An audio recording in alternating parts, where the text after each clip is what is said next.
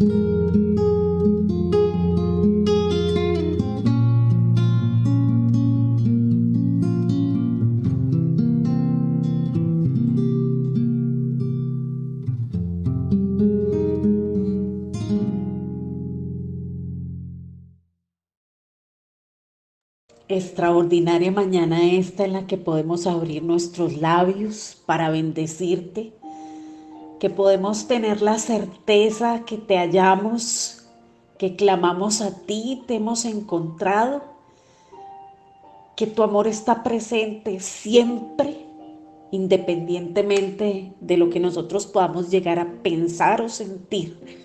Tú estás siempre presente, como esta mañana.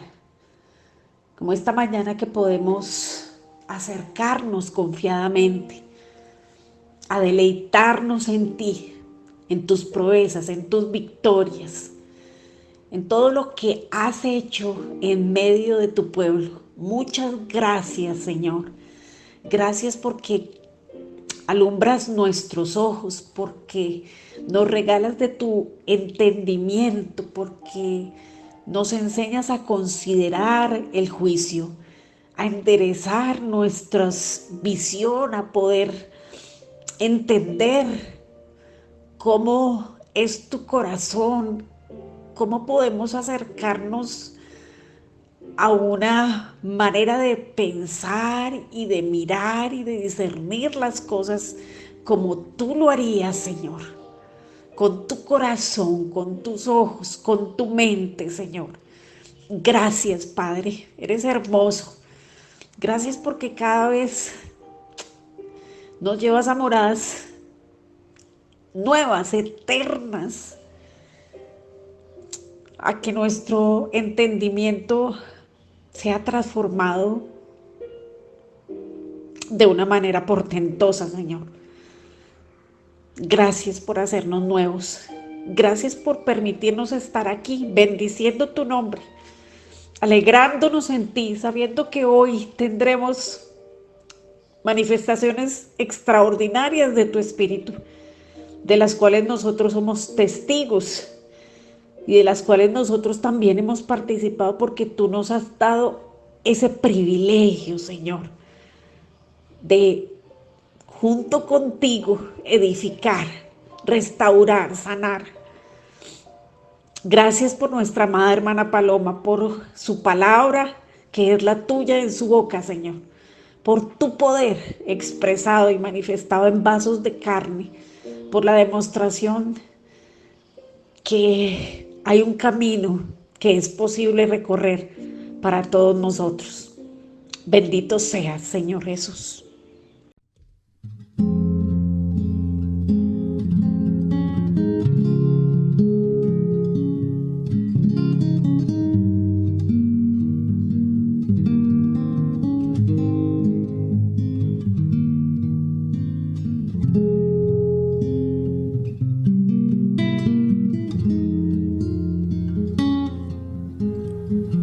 Escuché tu voz cuando pronunció mi nombre.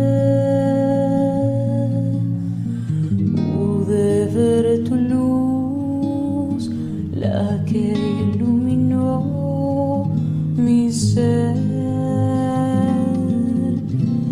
Escuché tu voz cuando pronunció mi nombre.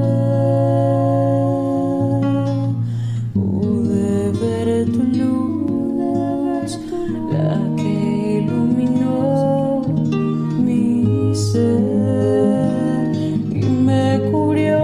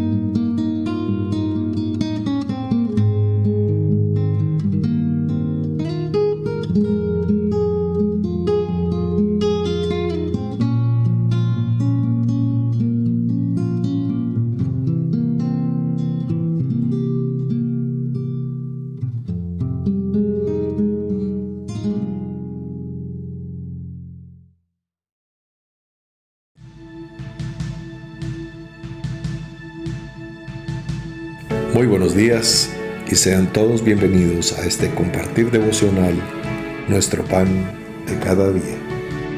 Y hablando a Aarón, a toda la congregación de los hijos de Israel, miraron hacia el desierto, y he aquí, la gloria de Jehová apareció en la nube. Éxodo, capítulo 16, versículo 10.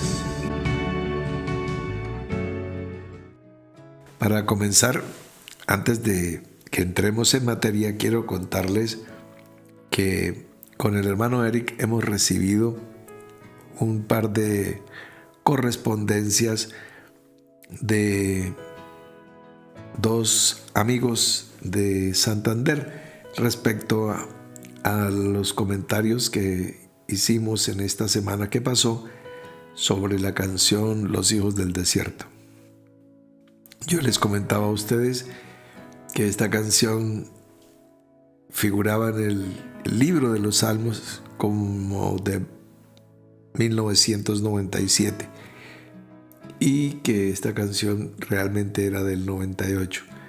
Los amigos Sandra Sierra y Robinson Blanco, independientemente, en dos comentarios por separado, recuerdan tanto en el Hotel La Triada de Bucaramanga como en el Salón de Finsema, también de Bucaramanga, el haber escuchado en el 97 la canción Los Hijos del Desierto. Y recapitulando, encontramos que todo lo que se ha dicho es cierto, incluido lo que dicen nuestros amigos de Santander. La canción sí se estrena el 24 de septiembre, un preestreno, se presenta un borrador de lo que teníamos como un detalle, como un regalo en una ocasión de una celebración especial, un matrimonio en el Hotel La Triada, en el Salón Flamingo del hotel. 24 de septiembre estábamos reunidos, una ocasión muy especial, un traje negro con smoking, corbatín, toda la formalidad del momento, y allí se presenta Los Hijos del Desierto. Después ya lo habían escuchado un nutrido grupo de personas que estaban invitadas en aquella ocasión y la cantamos tal como lo dice nuestro amigo Robinson en el salón de los educadores, de los profesores de Bucaramanga, que se llamaba Finsema. Y en el año 98 se hacen los arreglos para que la canción quede tal como la conocemos hoy. Entonces, es correcto. Muchas gracias por estar atentos, por estar pendientes. Es como en el día de ayer, en el devocional de antier, estábamos hablando de la canción Jesús espera por ti, y entonces esa es del 98, y entonces hice un comentario equivocándome en la suma de años y dije, ya han pasado 32 años, y nos escribe por el chat nuestra querida Esmeralda García diciendo 22 años. Muy bien. Entonces, muchas gracias por estar atentos. Todos esos detalles, pues no pasa nada que sean 22 o 32, pero nos muestra que hay atención y hay un buen ánimo, una disposición a ser fiel en lo poco, aún en estos detalles. Entonces, muchas gracias, Ludis Sandrita Sierra. Un abrazo para ti, para Robinson Blanco, para Esmeralda García. Muchas gracias, fuerte abrazo. Bueno, cerramos esta introducción, corrección, aclaración y entramos a compartir un tema musical del año 1996. Es un año en el que se compusieron bastantes canciones. Con el hermano Eric, en ese año compusimos El Cóndor de los Andes, por ejemplo, y por lo menos otras 2 o 3 canciones más. Vamos a hacer mención de una por lo sencilla de su composición y lo importante y trascendente de su mensaje. Se titula Jesús está aquí. Su letra, pues como lo acabo de decir, muy sencilla. Jesús está aquí. Jesús está aquí. Levanto mis manos y siento su presencia. Segunda estrofa. Jesús está aquí. Jesús está en mí. Entonces, no tiene una gran complejidad en su letra. ¿Por qué lo mencionamos y por qué lo compartimos? Bueno, vamos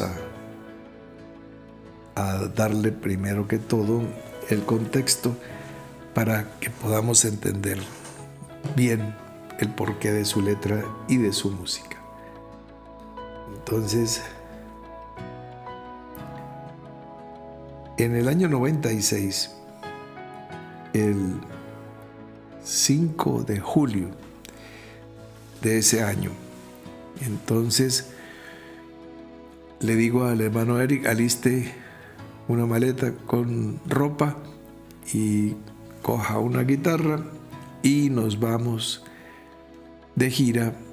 Vamos a trabajar por la restauración y la consolidación del proceso de resurrección de la obra en los Santanderes. Y fue así como salimos tanto a Bucaramanga como a Cúcuta en esa ocasión.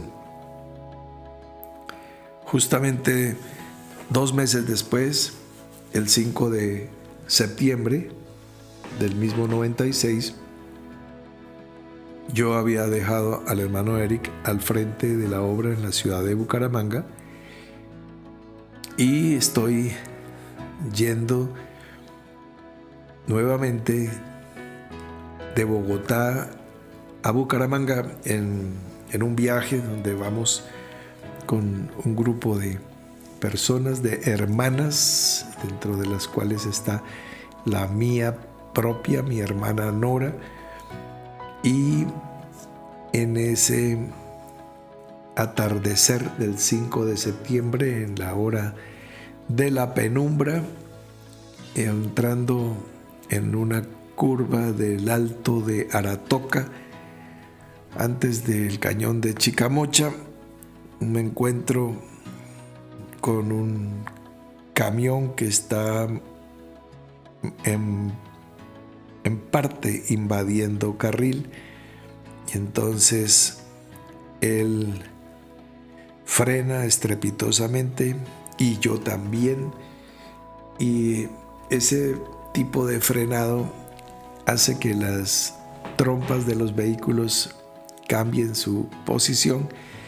El camión se abre entonces hacia la derecha y el automóvil en el que yo iba se abre hacia la izquierda y creamos o formamos una especie de letra T de tío. La barra horizontal es el camión atravesado, la barra vertical es el automóvil en el que yo voy, que introduzco la trompa del automóvil por debajo del camión y por el impulso que llevo, tal vez iba un poquitico rápido, entonces el camión recibe el impacto por debajo y se voltea. Hubo un pequeño instante, una pequeña fracción de tiempo en la cual estamos debajo del camión. El camión puede caer encima de nosotros o dar el bote. Si cae encima, pues quizás nos hubiera maltratado un poco, pero dio el bote para la dirección contraria y se fue y dio más botes. Y bueno, salí rápidamente por la ventanilla del conductor, ayudé a sacar a la gente que iba conmigo y fui corriendo hacia el camión para ayudar allí, y también ayudé a salir al conductor por la ventanilla. El carro había quedado acostado en medio lado después de haber dado 4 botes. Bueno, era un atardecer, ya es el momento ya estos momentos estaba más o menos oscuro, y por el impacto del accidente, la hermana Nora iba sentada en la parte de atrás, y por cosas del destino y por cosas de la mala calidad de las gafas o quién sabe qué, se le saltaron los lentes de sus gafas y quedó ella con la montura puesta.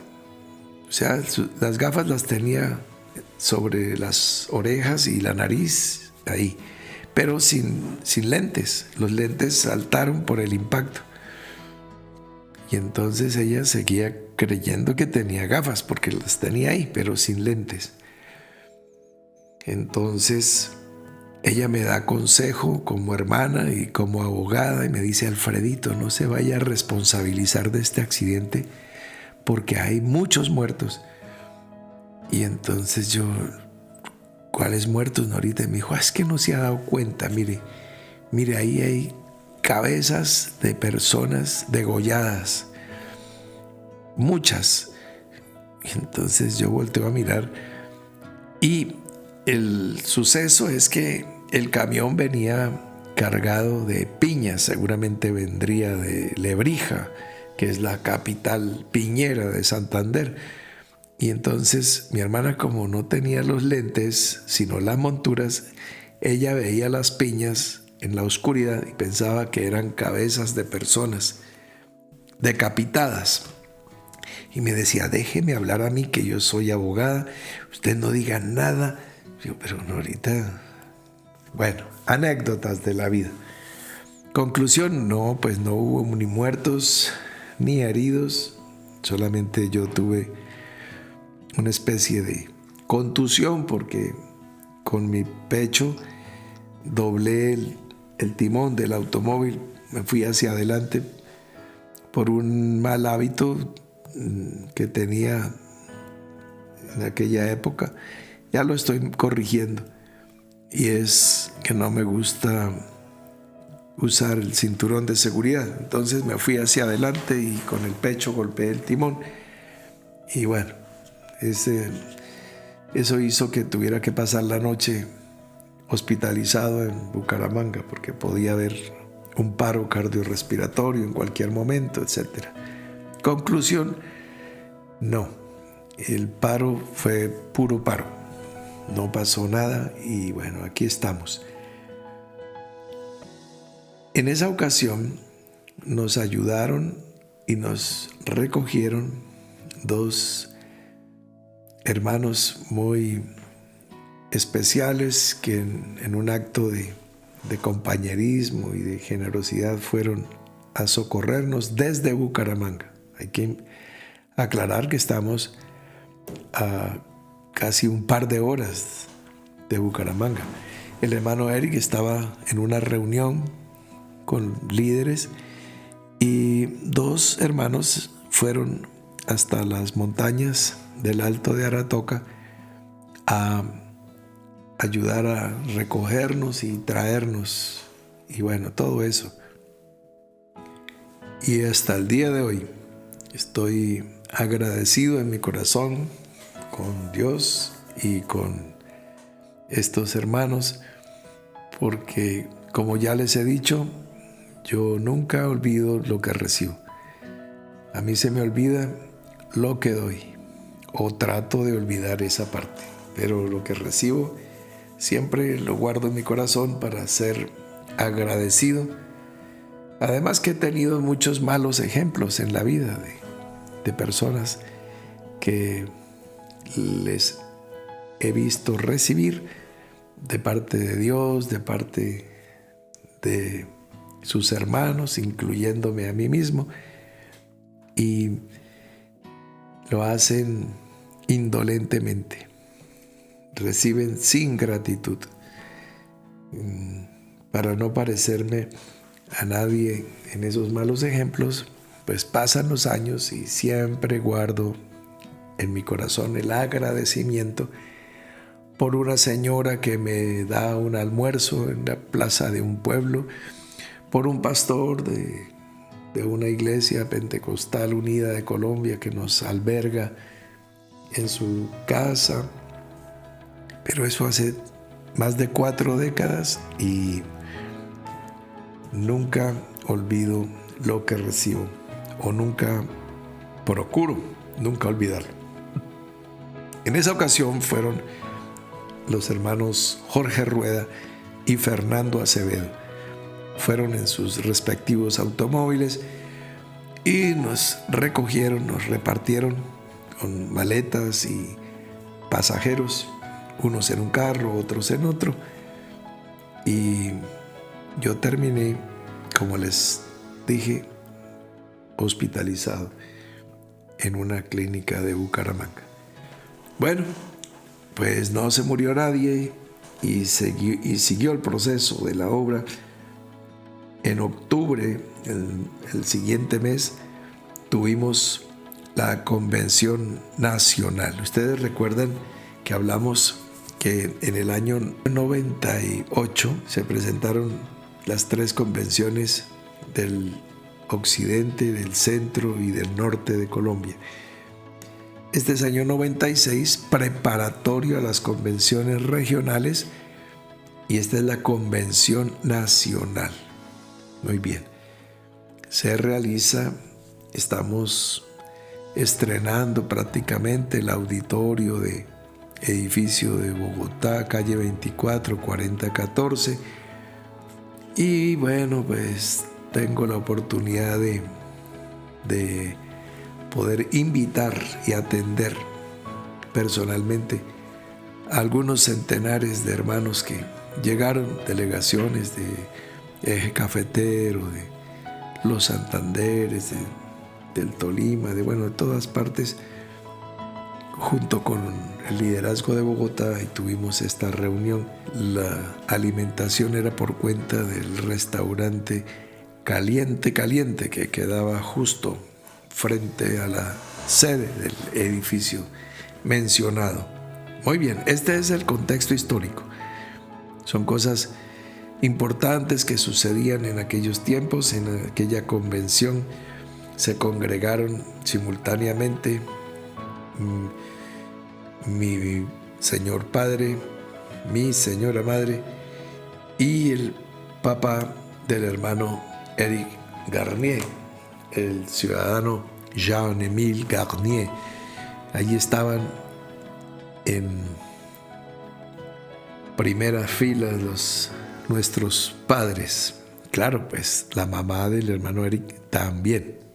O sea, estaba todo el equipo. Ya esos 4 hermanos ya los tenemos, pero del otro lado. Vamos graduando, como dijeron los hijos de nuestro amigo Joaquín Vega León, graduando para la eternidad. Entonces ya se van graduando, nosotros todavía estamos aquí en la escuela. Bueno, entonces componemos con un amigo y hermano que muchos de ustedes conocen y muchísimos, ¿no? Se llama Román Abril, un amigo bayuno. Compusimos esta canción que surgió allí en una noche en el apartamento en el que yo vivía en la ciudad de Bogotá. Y pues como ya dijimos, la letra, su música es sencillísima. Jesús está aquí, Jesús está aquí. Fácil. Segunda parte de la estrofa. Levanto mis manos y siento su presencia. Esa es. ¿Qué significa eso? Bueno, es una declaración de fe y una búsqueda de experiencia. Jesús está aquí. Lo dice 3 veces en total, 2 en la primera estrofa y 1 en la segunda. Pero entonces aquí se introduce el levanto mis manos y siento su presencia. El levanto mis manos pues obedece a lo que dice el apóstol Pablo en la primera epístola a Timoteo, cuando dice: quiero pues que los hombres oren en todo lugar levantando manos santas, sin ira ni contienda. Esto es lo que dice el apóstol Pablo en la primera epístola a Timoteo. ¿Qué significa eso? Pues en una confrontación, porque ustedes saben que carne y espíritu se oponen, entonces hemos sido opositores de Dios. Entonces, cuando hay una confrontación, un combate, una guerra y un ejército prevalece sobre otro, entonces los que quedan vivos se rinden. Entonces, por esa causa, los que se rinden se entregan, y los que se entregan quedan como prisioneros del vencedor. Entonces levantan sus manos en un estado de indefensión y de rendición. Ustedes recuerdan la canción que compuso el hermano Eric cuando era pastor en Miami, que la compuso tanto en inglés como en español.